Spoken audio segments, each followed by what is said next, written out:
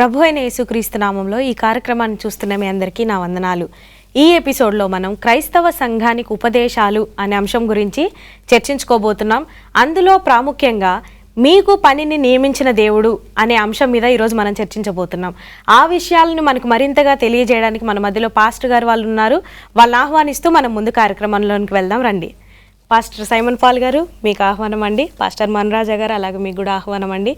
ఈరోజు ప్రత్యేకంగా మనం క్రైస్తవ సంఘానికి ఉపదేశాలు అనే టాపిక్ మీద చర్చించుకోబోతున్నాం.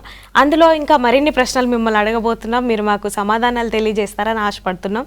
ప్రత్యేకంగా ఈరోజు మీకు పనిని నియమించిన దేవుడు అనే అంశం మీద మనం చర్చించుకోబోతున్నాం. అయితే పాస్టర్ గారు, మనం ఎప్పుడైనా ఎవరినైనా కలిసినప్పుడు సడన్గా మనకి ఎవరో ఒకరు కనబడుతూ ఉంటారు. క్రైస్తవులని, పాస్టర్లని, లేకపోతే సేవకులని, తర్వాత ఇంకా చాలామంది మిషనరీలని అట్లా కనబడుతూ ఉంటారు. వాళ్ళని ఎప్పుడన్నా మనం మీరు ఏం చేస్తారని మనకు తెలియనప్పుడు అడిగితే మేము దేవుని పనిలో ఉన్నామండి అని చెప్తూ ఉంటారు. అసలు దేవుని పని అంటే ఏంటి? దేవుడు మనకిచ్చిన పని ఏంటి? చాలా చక్కటి ప్రశ్న. దేవుడు మనకి ఒక పని ఖచ్చితంగా ఇచ్చారు.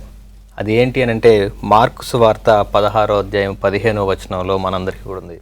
దీన్ని గాస్పుల్ కమిషన్ అని చెప్పని ఇంగ్లీష్లో అంటున్నారు. అంటే సువార్త చేయడం కోసం దేవుడు మనందరికి ఇచ్చిన ఒక బాధ్యత అన్నమాట.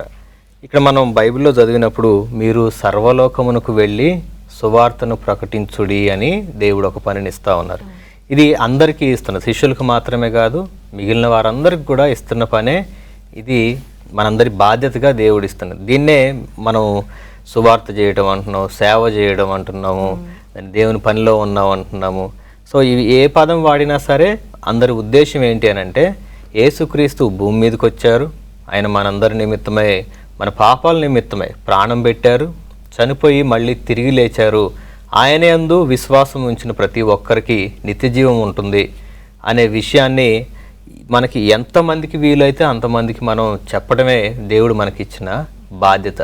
దీన్నే దేవుడు మనకిచ్చిన పని అని మనం చెప్పవచ్చు. చాలా బాగా చెప్పారండి. పాస్టర్ గారు మీరేమని చెప్పాలనుకుంటున్నారు ఆ విషయం గురించి? అవునండి, దేవుడు ఇచ్చిన పనిని మనం నెరవేర్చడమే మనకున్న బాధ్యత. దేవుడు చాలా పెద్ద పనిని ఇచ్చారు. ఏంటంటే సర్వలోకానికి వెళ్ళి కూడా స్వార్థను ప్రకటించి అందరినీ కూడా శిష్యులుగా మార్చమని చెప్పారు. ఈ పనిలో ఉన్న ప్రతి ఒక్కరిని కూడా దేవుడు ఆయన పనికి పిలుచుకున్నారండి.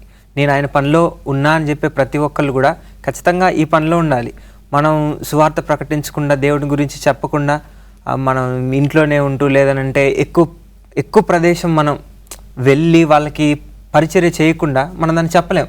యేసుక్రీస్తు ప్రభుల వారే ఆయన ఉన్నంతకాలం కూడా ఆయన ఎప్పుడు కూడా సువార్త స్టార్ట్ చేసిన తర్వాత ఎక్కువ ప్రాంతాలు మొత్తం తిరుగుతూనే ఉన్నారు. ఆయన ఎప్పుడూ ఒక దగ్గర ఉండలేదు. ఆయన ఎప్పుడైతే మరణించి తిరిగి లేచి శిష్యులకు అప్పచెప్పారో వాళ్ళని భూదిగంతంలోకి కూడా వెళ్ళిపోమని చెప్పారు. వాళ్ళు ఎప్పుడైతే సువార్త చేయడం మొదలుపెట్టారో వాళ్ళతో పరిశుద్ధాత్మ దేవుడు కూడా మీకు తోడుగా ఉంటారని చెప్పడం మనం చూసుకుంటూ ఉంటాం మత్తయి సువార్తలో. అదేవిధంగా వాళ్ళు వెళ్తుండగా దేవుడి కార్యాన్ని వారి ద్వారా జరిగిస్తూ ఎన్నో అద్భుతాలు మనం చూస్తూ ఉంటాం. మనం పేతురు సువార్త ప్రకటించినప్పుడు అనేక మంది బాప్తిసం పొందడం, తర్వాత పౌలు తను వెళ్ళే మార్గంలో పరిచర్య చేసుకుంటా ఎంతోమందిని స్వస్థపరచడం, ఎన్నో అద్భుత కార్యాలు జరిగించడం, మనం ఇవన్నీ కూడా చూస్తూ ఉంటాం. ఇది ఆ పనిలో ఉన్న వాళ్ళందరికీ కూడా దేవుడు తోడుగా ఉంటారు. వాళ్ళు దేవుడి పనిలో ఉన్నవారు అనమాట. చాలా బాగా చెప్పారండి. మనం గమనించినప్పుడు అపోస్తల కార్యంలో పరిశుద్ధాత్మ శక్తి మీ మీదకి వచ్చినప్పుడు మీరు శక్తి నొందెదరు అని చెప్పాను. అంటే మనము దేవుడు మనకి ఈ గాస్పెల్ కమిషన్ ఇస్తున్నప్పుడే కొన్ని అవకాశాలు, కొన్ని అధికారాలు కూడా ఇచ్చారు. మనకి ఏమని చెప్తారంటే ఈ మార్కు సువార్త 16వ అధ్యాయం లోపటనే ఇంకా మీరు దయ్యాలను వెలగొట్టడానికి శక్తినిస్తా అని, తర్వాత స్వస్థపరిచే శక్తినిస్తా అని, ఇవన్నీ కూడా దేవుడు మళ్ళీ మనకి కొన్ని ఫెసిలిటీస్ కూడా ఇస్తున్నారు. చెప్పాలంటే కొన్ని అవకాశాలు, కొన్ని అధికారంతో కూడిన ఆజ్ఞ అన్నమాట ఇది. మనం వెళ్ళి సువార్త చేయడం అని అంటే చాలా కష్టమైన పనే. ఎందుకంటే కొన్ని ఫెసిలిటీస్కి మనం దూరంగా ఉంటాం, అన్నీ మనకి అనుకున్నట్టుగా జరగకపోవచ్చు, కొన్ని కష్టాలు ఖచ్చితంగా ఉంటాయి. అయినప్పటికీ కూడా దేవుడిచ్చిన బాధ్యతను నెరవేర్చాలనే ఒక పట్టుదలతోటి ముందుకు వెళ్ళాలన్నదే దేవుని ఉద్దేశం. ఎవరైతే ఈ పట్టుదలతోటి ముందుకు వెళ్తూ దేవుని పరిచర్యను చక్కగా జరిగిస్తారో వాళ్ళు అనేకులను రక్షించిన వారుగా ఉంటున్నారు. అప్పుడు సువార్త ఈ లోకంలో సువార్త భూదిగంతముల వరకు కూడా వెళ్ళినట్టుగా మనం అర్థం చేసుకోవచ్చు. దీని తర్వాతనే దేవుడు ఈ భూమి మీదకి రావడానికి అవకాశం ఉంటుంది. అవును, నిజమే కదా. చాలా చక్కగా వివరించారండి. ఇప్పుడు మరి దేవుని పని అంటే ఖచ్చితంగా అది భూదిగంతముల వరకు మనం సువార్తను ప్రకటించాలి. అది ఎవరైనా సరే మనకి దేవుడు అప్పచెప్పిన బాధ్యత. దేవుని పని అంటే సువార్తను ప్రకటించడం అనే విషయాన్ని చాలా చక్కగా అర్థవంతంగా తెలియజేశారండి. అందుని బట్టి మీకు ప్రత్యేకమైన వందనాలు. అయితే పాస్టర్ గారు, మరి ఇప్పుడు అందరూ వాక్యం చెప్పలేరు కదా. అంటే అందులో చదువుకున్న వాళ్ళు ఉంటారు, చదువులేని వాళ్ళు ఉంటారు, పిల్లలు ఉంటారు, పెద్దవాళ్ళు ఉంటారు. కానీ ఇప్పుడు వాక్యం చెప్పడం అందరికీ దేవుడు అప్పచెప్పిన పని. మరి అందరూ చెప్పలేరు కదా, వాళ్ళ పరిస్థితి ఏంటంటారు? ఇక్కడ దేవుడు అందరికీ కూడా భూదిగంతముల వరకు కూడా సువార్త చేయమని చెప్పారు. అట్లనే ప్రతి ఒక్కరికి ఒక తలాంత్ అనేది దేవుడు ఇచ్చారు. కొంతమందికి అన్ని స్కిల్స్ ఉండొచ్చు, కొంతమందికి కొన్ని స్కిల్స్ మాత్రమే ఉండొచ్చు. పాటలు పాడడం ఒక స్కిల్లే, తర్వాత వాక్యాన్ని బోధించడం, చదవడం, తర్వాత దాన్ని అందరికీ ప్రకటించడం. కొంతమందికి టెక్నాలజీలో చాలా జ్ఞానం ఉంటుంది. ఇప్పుడు ఫోన్లు వాడుకుంటా కరోనా వచ్చిన టైంలో ఎలా అందరు కూడా జూమ్ మీటింగ్స్ ద్వారా ప్రేయర్లో జాయిన్ అవ్వడం మనం చాలా వరకు చూసాం. ఇట్లనే మనకి ఏదైతే టాలెంట్ ఉందో, ఇప్పుడు ఒకళ్ళు చెప్పగలరు వాక్యాన్ని అంటే వాళ్ళు వాక్యాన్ని బోధించాలి. ఒకళ్ళు పాటలు బాగా పాడగలరు అంటే వాళ్ళు పాటల ద్వారా దేవుని స్వార్థ చేయగలగాలి. లేదు ఒకళ్ళు టెక్నాలజీలో నాకు బాగా నాలెడ్జ్ ఉందనంటే వాళ్ళు ఫోన్ ద్వారా, లేదంటే లైవ్ మీటింగ్స్ పెట్టి కానీ, జూమ్ మీటింగ్స్ పెట్టి కానీ, ఈ రీతిగా, లేదంటే ఇంకా యూట్యూబ్ ద్వారా కానీ, ఈ మీడియంస్ అన్నింటినీ కూడా వాడుకొని దేవుని సువార్త పని చేయగలగాలి. అట్టి రీతిగా మనం ఎప్పుడైతే ముందుకు వెళ్తామో దేవుడు మనకి ఇంకా జ్ఞానాన్ని ఇస్తూ ఉంటారు. మనం ఎందులో అయితే ముందుకు వెళ్తామో దేవుడు అందులో ఇంకా మనల్ని వెనకాల నుండి పుష్ చేస్తూ మనం ఎక్కువ మందికి రీచ్ అవ్వడానికి దేవుడు మనకి ఎల్లప్పుడు కూడా తోడుగా ఉంటారు. పాస్టర్ గారు, మీరేమని చెప్పాలనుకుంటున్నారు? ఖచ్చితంగా మన టాలెంట్స్ ఏంటిదో అనేది దాదాపుగా మనకు తెలుసు. కొంతమందికి రాయడం బాగా వస్తుంది, కొంతమందికి చదవడం, కొంతమందికి పాటలు, మ్యూజిక్, ఏదైనా సరే ఏ రంగంలో మనకి అనుభవం ఎక్కువగా ఉంటే అది మనం చాలా నైపుణ్యతతోటి చేయగలుగుతున్నాం. అంటే ఆ నైపుణ్యతను మనం దేవుని పని నిమిత్తం వాడుతున్నప్పుడు దేవుడు మనకి గొప్పగా ఇంకా దీవెనిస్తారు. చాలా చక్కగా అర్థమయ్యేలాగా చెప్పారండి. మనం తదుపరి కార్యక్రమంలోనికి వెళ్లే ముందు చిన్న విరామం తీసుకొని మళ్ళీ వచ్చేద్దాం. చూస్తున్నారు కదండి, మరిన్ని విషయాలు తెలుసుకోబోయే ముందు చిన్న విరామం తీసుకొని మళ్ళీ వచ్చేద్దాం.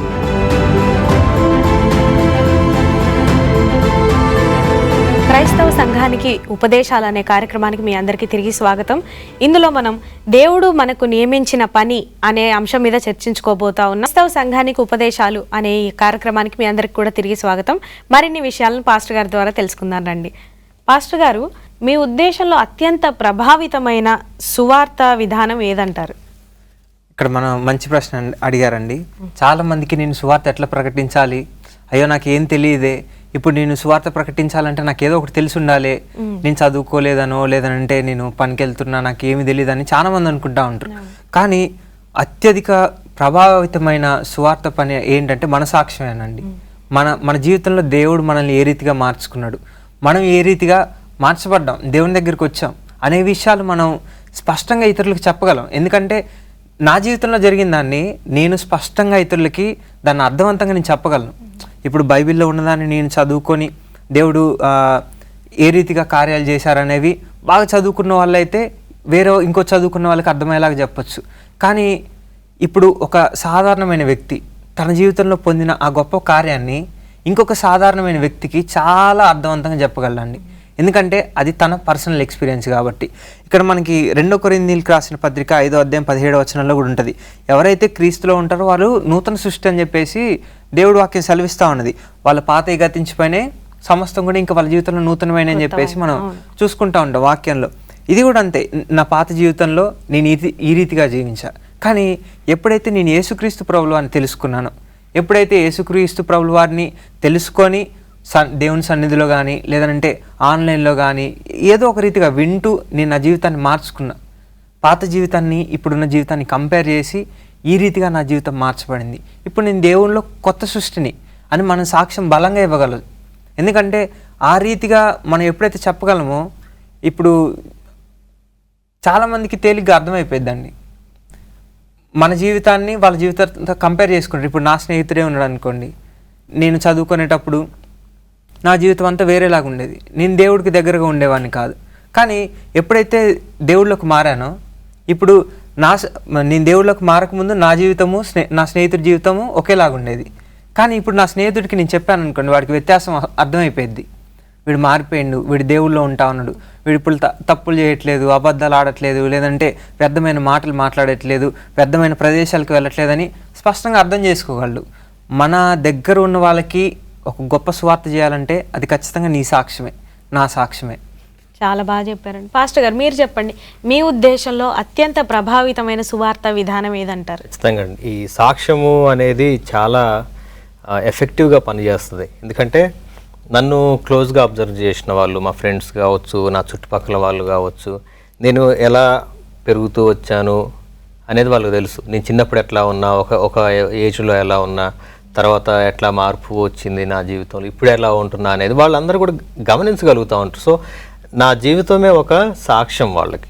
సో ఎవరైనా ఇప్పుడు తర్వాత దాంతోపాటుగా నేను యేసుక్రీస్తుని తెలుసుకున్న తర్వాత నాకు ఏదన్నా ఇబ్బంది వచ్చినప్పుడు, సమస్య వచ్చినప్పుడు నేను ఎట్లా దేవునికి ప్రార్థన చేసిన, దేవుడు నాకు ఎట్లా ఆన్సర్ ఇచ్చారు, ఈ విషయాలు నేను ఒక ఇబ్బందిలో ఉన్న వ్యక్తితో పంచుకున్నప్పుడు ఖచ్చితంగా చాలా యాక్టివ్ అవుతారు. ఎందుకంటే నేనే ఆయన ఎదురుగా ఉండి నా జీవితంలో ఇది జరిగిందని నేను చెప్తున్నా కాబట్టి చాలా తొందరగా ఆయన అర్థం చేసుకోగలుగుతారు. రీసెంట్గా నేను ఒక దగ్గర ఒక బాప్తిస్మ సర్వీస్లో ఒక వాక్యం చెప్పాల్సి వస్తే ఇంట్రొడక్షన్ లాగా నా చిన్న టెస్టిమోనీ, పర్సనల్ టెస్టిమోనీ షేర్ చేసుకున్నా.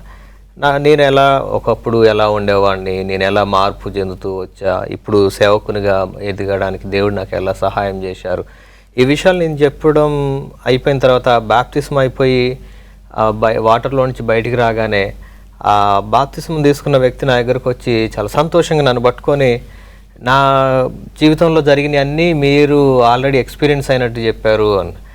ఆయనతో నాకు పరిచయం కూడా లేదు, కానీ నా జీవితంలో జరిగిన దేవుడు ఆ టైంకి నా ద్వారా తను మాట్లాడిపించారు. సో తను కూడా ఇప్పుడు రేపొద్దున సేవకునిగా మారడం కోసం ఆల్రెడీ ట్రైనింగ్ తీసుకుంటున్నారు.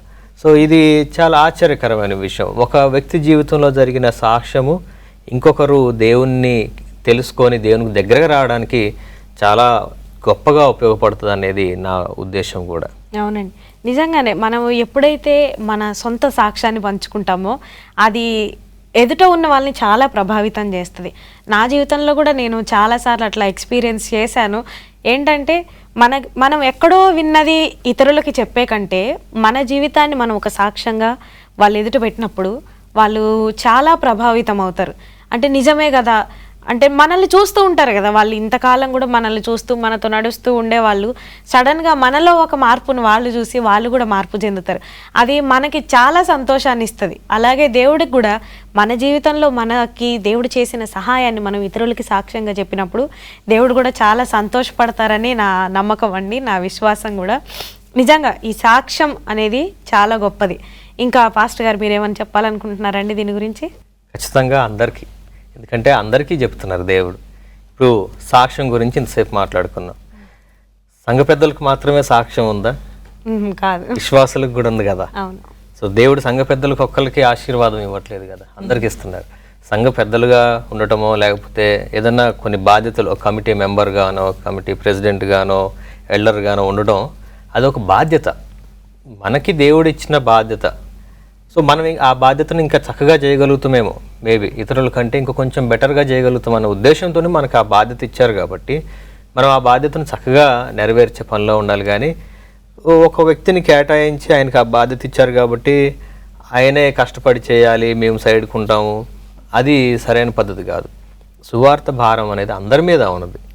ఎలాగంటే మనకు బైబిల్లో రాయబడి ఉంది, మనమందరం కూడా క్రీస్తు శరీరంలోని భాగాలమని. శరీరంలో భాగాలన్నీ కూడా ఒకటే పని చేస్తే ఎట్లా కాదు, అట్లా కాదు కదా. కళ్ళు చేసే పని కళ్ళు చేయాలి, ముక్కు చేసే పని ముక్కు చేయాలి. సో తర్వాత ఒక చేతికున్న వేళ్ళు అన్ని సమానంగా ఉన్నాయనంటే ఒక్కొక్కటి ఒక్కొక్క సైజులో ఉన్నాయి. సో దేని అవసరత దానికి ఉన్నది. నాకు ఏళ్ళు ఇష్టం లేదనేటోళ్ళు ఎవరు ఉండరు. నాకు ప్రతి భాగం అవసరం. నాకు ఈ కన్ను ఇష్టం, ఈ కన్ను ఇష్టం లేదని అట్లా ఈ కన్ను నేను పీకేసుకుంటాను అనుకోం కదా. సో ప్రతి ఒక్కళ్ళకి కూడా బాధ్యత ఉన్నది. యేసుక్రీస్తు బిడ్డలుగా ఉన్న ప్రతి ఒక్కరు కూడా, క్రీస్తు సంఘానికి సభ్యులుగా ఉన్న ప్రతి ఒక్కరు కూడా క్రీస్తులోని శరీర భాగాలుగా ఉన్నారు. ప్రతి ఒక్కరికి యూనిక్, ప్రతి ఒక్కరు కూడా యూనిక్. అందులో వాళ్ళందరికీ కూడా డిఫరెంట్ టాలెంట్స్ ఉంటాయి. వాళ్ళ టాలెంట్స్ని దేవుని కోసం ఉపయోగించాలి. ఇది సంఘ పెద్దలకు మాత్రమే అనేది అపోహ, లేదా సేవకులు మాత్రమే సువార్త చెప్పాలనేది కూడా అపోహ. దాన్ని ఇంకొక రకంగా చెప్పాలంటే పని తప్పించుకోవడం, బద్ధకం అని కూడా చెప్పొచ్చు. ప్రతి ఒక్కరు కూడా పని చేయాలి, దేవుడు మనకిచ్చిన బాధ్యత అది. మనం చిన్న విరామం తీసుకొని మళ్ళీ వచ్చేద్దామండి. చూస్తున్నారు కదండి కార్యక్రమాన్ని. ఇంకా మరిన్ని విషయాలను తెలుసుకోబోయే ముందు చిన్న విరామం తీసుకొని మళ్ళీ వచ్చేద్దాం. క్రైస్తవ సంఘానికి ఉపదేశాలు అనే కార్యక్రమానికి మీ అందరికి కూడా తిరిగి స్వాగతం. మరిన్ని విషయాలను తెలుసుకుందాం రండి. పాస్టర్ గారు, అసలు ఈ సంఘ అభివృద్ధికి కారకులు ఎవరంటారు? నా ఉద్దేశంలో అయితే ఖచ్చితంగా సంఘ సభ్యులే. ఎందుకనంటే సంఘ కాపరి ఒక్కరు ఉంటారు సంఘానికి. అవును. సంఘంలో సరే పెద్దలు అయితే కొంతమంది ఉంటారు, మెంబర్స్ ఒక 100 మంది ఉన్నారు అనుకుందాం. సంఘ కాపరిగా ఒక పాస్టర్ గారు వెళ్ళి ఒక 10 మందికి సువార్త చెప్పగలుగుతున్నప్పుడు సంఘంలో ఉన్న ప్రతి వ్యక్తి కూడా ఇనిషియేషన్ తీసుకొని నేను కూడా చేస్తా అని ముందుకు వెళ్తా ఉంటే తలా ఒక 5గురికి చెప్పినా కానీ 500 మందికి చెప్పగలుగుతున్నారు కదా. అవునండి. అంటే ఈ సంఘం అభివృద్ధి చెందాల్సిన బాధ్యత ఎవరి మీద ఉందంటే ప్రతి ఒక్క సంఘ సభ్యుడి మీద కూడా ఉన్నది. ఇది మర్చిపోవడం వల్లనే ఈరోజు క్రైస్తవ సంఘాలు వెనకబడిపోయాయి. మనమందరం కూడా సమానంగా పనిచేయాలి. ఏ ఒక్కరి మీదనూ బాధ్యత పెట్టి మనం వదిలిపెట్టకూడదు. రోమిలికి రాసిన పత్రిక 12వ అధ్యాయము 4 నుంచి 6 వరకు మనం గమనించినప్పుడు మనమందరం క్రీస్తులోని శరీర భాగాలుగా ఉన్నామని ఉంది. అంటే ప్రతి ఒక్కరం కూడా అవసరమే, ప్రతి ఒక్కరి మీద బాధ్యత ఉంది. అదేవిధంగా 2 కొరింథీ 9వ అధ్యాయం 6వ వచనంలో మనం గమనించినప్పుడు కొంచెంగా విత్తువాడు కొంచెంగా కోస్తాడు, సమృద్ధిగా విత్తేవాడు సమృద్ధిగా కోస్తాడు. సో విత్తడం అని అంటే ఇక్కడ సువార్తను వెదజల్లడం.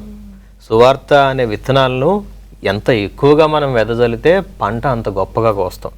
సరే నాకు చదువు రాదు కదా అనో లేకపోతే ఏదో ఒక కారణం చెప్పి మనం సువార్త పని తప్పించుకోవడం వల్లనే ఈరోజు క్రైస్తవ సంఘం వెనకబడిపోతూ ఉన్నది. అది సరైన పద్ధతి కాదు. మనకి ఇచ్చిన బాధ్యత, దేవుడిచ్చిన బాధ్యత, సేవకుడు పాస్టర్ గారు పాస్టమ్మ గారు లేకపోతే ఎవరో ఇచ్చింది కాదు. మనకి ఎదురుగా ఉన్న బాధ్యత ఏంటి అని అంటే సర్వలోకానికి సువార్తను ప్రకటించడం. ఏదో ఈ 100 మంది కూర్చొని చర్చిలో ఇచ్చిన ఈ చిన్న చిన్న బాధ్యతలు ఇంతవరకు ఆగిపోకూడదు. మనం సర్వలోకం గురించి మనం ఎప్పుడైతే ఆలోచించడం మొదలు పెడతామో అప్పుడు సువార్త అనేది బయటికి వెళ్తుంది. చాలా చక్కగా వివరించారు పాస్టర్ గారు. అసలు ఈ ఎపిసోడ్లో చివరిగా ఇంకో చిన్న ప్రశ్న పాస్టర్ గారు, మీకు పనిని నియమించిన దేవుడు అనే అంశం గురించి మనము చర్చిస్తూ ఉన్నాం కదా, ఇంకా అసలు ఈ విషయం గురించి ఇంకా మీరు ఏమైనా చెప్పాలనుకుంటున్నారా? అవునండి, మనం చాలా స్పష్టంగా ఒక విషయాన్ని మనం అర్థం చేసుకోవాలి. దేవుడు ప్రతి ఒక్క క్రైస్తవుడికి పనిని నియమించారు. ఎప్పుడైతే నువ్వు యేసుక్రీస్తు ప్రభుల వారు నా రక్షకుడు అని నువ్వు అంగీకరిస్తావో అది మొదలుకొని దేవునికి పని అప్పగించినట్టే. ప్రతి ఒక్కరిని కూడా శిష్యులుగా మార్చాలి. ఆ శిష్యులు ఇంకా కొంతమందిని శిష్యులుగా మార్చాలి. వారు ఇంకా శిష్యులుగా మార్చి ఈ ప్రపంచం అంతా కూడా వెళ్ళి సువార్త ప్రకటించాలి. ప్రతి ఒక్కరికి ఉన్న ఒకటే ఒక మెయిన్ గోల్ ఏంటనంటే ఆయన గురించి మనం ఖచ్చితంగా చెప్పగలగాలి. యేసుక్రీస్తు ప్రభుల వారు శరీరధారిగా భూమి మీదకి వచ్చి, అంటే దేవాది దేవుడే శరీరధారిగా భూమి మీదకి వచ్చి ఆయన మన కొరకు పవిత్రుడిగా జీవించి ఆయన మన పాపం నిమిత్తమై బలి అయి మరలా తిరిగి లేచారని, అంటే చనిపోయి మరలా తిరిగి లేచారు. అందును బట్టి మనందరికీ కూడా ఒక నిరీక్షణ ఉన్నదని చెప్పేసి మనం ప్రతి ఒక్కరికి కూడా చెప్పగలగాలి. ఈరోజు ఎవరైతే చాలామంది నమ్మరు యేసుక్రీస్తు ప్రభుల వారిని, వారికి ఎందులో నిరీక్షణ ఉందనంటే వాళ్ళు వివిధ కారణాలు చెప్తూ ఉంటారు. మరి ఇంకొక జన్మని లేదనంటే ఇంకా వేరే వేరే సమాధానాలు చెప్తారు. కాకపోతే వాక్యం స్పష్టంగా బోధిస్తూ ఉన్నది, మనకు ఒకటే జీవితం ఉంది. ఈ జీవితానికి రక్షకుడు యేసుక్రీస్తు ప్రభుల వారే. నువ్వు చనిపోయినప్పటికీ కూడా ఖచ్చితంగా మరలా తిరిగి లేస్తావు అని బల్లగుద్ది దేవుని వాక్యము మనకి సువార్తలన్నీ కూడా స్పష్టంగా చెప్తా ఉన్నాయి. చూడండి, మీరు అపోస్తులందరినీ కూడా తీసుకోండి. ఏ ఒక్కరు కూడా చనిపోవడానికి వాళ్ళు భయపడలేదు. వాళ్ళ ప్రాణాన్ని ఇవ్వడానికి వాళ్ళు సిద్ధపడ్డారు. ఎందుకనంటే వాళ్ళకున్న నిరీక్షణలో వాళ్ళకి అంత నమ్మకం ఉంది. యేసుక్రీస్తు ప్రభుల వారిని వారి దగ్గరుండి చూశారు. ఆయన తిరిగి లెగడం కూడా చూసి ఆయన, మనం తోమా అనే మాట చూస్తూ ఉంటాం, నా గాయంలో ఆయన గాయంలో వేలు పెట్టి చూస్తే కానీ నేను నమ్మనని చెప్పినప్పుడు యేసుక్రీస్తు ప్రభుల వారు కూడా వచ్చి ఇగో తోమా చూడని చెప్పేసి ఆయన చేతిని చూపిస్తూ ఉంటారు. వాళ్ళు కళ్ళ ద్వారా చూసిన దాన్ని ప్రకటించారండి. వాళ్ళు ప్రకటించిన దాన్ని అక్కడున్న సమయంలో ఆ సమాజం అంతా కూడా నమ్మారు. అందుకనే అక్కడ చంపివేయబడతా ఉన్నా, హత్యలు జరుగుతూ ఉన్నా, క్రైస్తవుల మీద దారుణాలు జరుగుతూ ఉన్నా కానీ క్రైస్తవం అనేది చాలా అభివృద్ధి చెందింది. ఒకళ్ళు చనిపోతే ఇద్దరు విశ్వాసాన్ని పొందారు. ఎందుకంటే వీళ్ళు ఏమి లేని దానికి ఎందుకు చనిపోతారండి? వాళ్ళు నమ్మింది నిజమైనది కాబట్టి మిగిలిన వాళ్ళు కూడా విశ్వాసంలోకి రావడం మనం చూస్తూ ఉంటాం. ఇక్కడ ప్రతి ఒక్కరికి కూడా ఈ బాధ్యత, ఈ భారం అనేది ఉన్నది. సేవకుడికనో, లేదనంటే డీకన్ కనో, లేదంటే చర్చి ఎల్డర్ కనో, లేదనంటే కేవలం పలానా సంఘ సభ్యుడికనో అని చెప్పేసి దేవుడు ఈ భారాన్ని ఇవ్వలేదు. సంఘంలో ఉన్న ప్రతి ఒక్కరికి కూడా దేవుడు ఈ భారాన్ని సమానంగా ఇచ్చారు. ఈ భారాన్ని మనం అందరం ఎప్పుడైతే నెరవేర్తిస్తామో అప్పుడు ఖచ్చితంగా దేవుని రాకడ అనేది అతి సమీపంలో ఉందని మనం నమ్మాలి. ఇప్పుడు చూడండి, ప్రజెంట్ ఉన్న సిచ్యువేషన్ చూస్తే క్రైస్తవుల మీద దాడులు జరుగుతూ ఉన్నాయి, చర్చిలు గూల్ చేస్తూ ఉన్నారు, కాల్ చేస్తూ ఉన్నారు, చాలా దారుణాలు జరుగుతూ ఉన్నాయి. ఇవన్నీ జరుగుతున్నప్పుడు మనం ఇంకా దేవుళ్ళ బలం పొందుకొని ఆయన సువార్తను ప్రకటించడానికి మనం ధైర్యంగా ముందుకు రావాలి. అవును, నిజంగా ఇప్పుడు నిరీక్షణ లేని వారు చాలామంది ఉన్నారు. అంటే నా జీవితం ఇక్కడితో అయిపోయిందేమో, ఇక నేను ఈ కష్టాల్లోనే మునిగిపోయి చనిపోవాలేమో, ఇంకా నాకంటూ విమోచన లేదేమో, ఈ జీవితానికి ఒక అర్థం లేదేమో అనే ఆలోచనలతో ఉన్నవారు చాలామంది ఉన్నారు.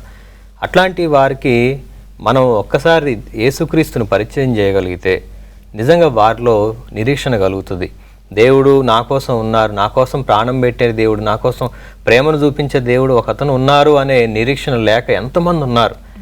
అటువంటి వారికి నీ ఒక్క మాట నువ్వు తీసుకెళ్లే చిన్న సాక్ష్యము నిజంగా వారికి ఆదరణ కలిగించి వారి రక్షణకు అది కారణమవుతుందనంటే అది ఎంత గొప్ప మేలు. అవునండి, ఇంతవరకు కూడా చాలా బాగా వివరించి చెప్పారండి.